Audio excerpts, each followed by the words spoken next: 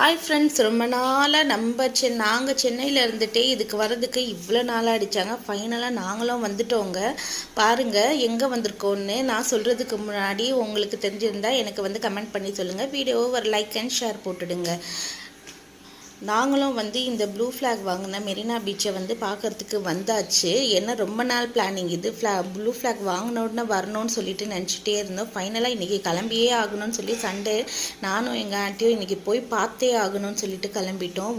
பார்த்தா அவ்வளோ நல்லா இருந்தது. ஃபோட்டோஸ்க்கெல்லாம் அவ்வளோ நல்ல இடமா இருக்குங்க. ஆனால் ரொம்ப கொஞ்சம் இயர்லியாக வந்தால் நல்லாயிருக்கும். ஒரு 5 o'clock அந்த மாதிரி வந்தீங்கன்னா சன்செட்டோட ரொம்பவே நல்லாயிருக்கும்.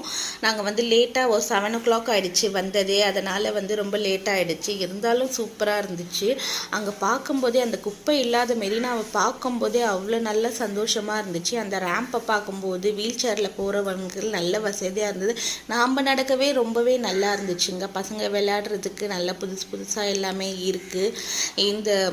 அந்த குப்பை இல்லாத இடத்த பார்க்கவே அவ்வளோ சந்தோஷமாக ஹாப்பியாக இருந்தது. இது கவர்மெண்ட் வேலையை மட்டும் இல்லை, இது மெயின்டைன் பண்ணுறது. போகிற நம்ம எல்லாரும் ஒருத்தருடைய வேலையும் அங்கே குப்பை போடாமல் நாம்ளே பார்த்துட்டு வர்றது. லைக் பண்ணுங்கள்.